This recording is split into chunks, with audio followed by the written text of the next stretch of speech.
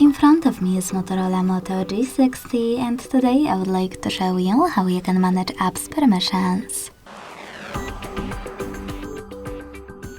Begin by opening Settings and scrolling down to access Privacy. Then select Permission Manager and click on one of your device's features, like Location.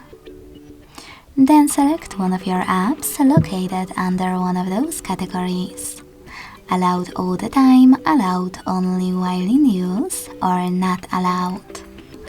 I will go with Home from Not Allowed one.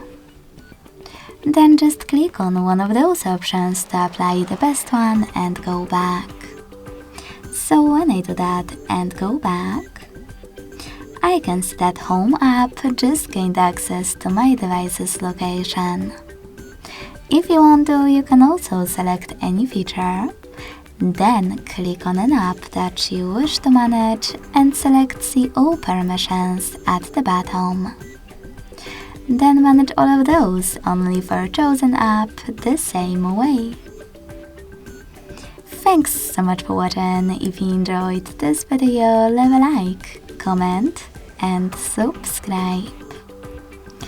Bye!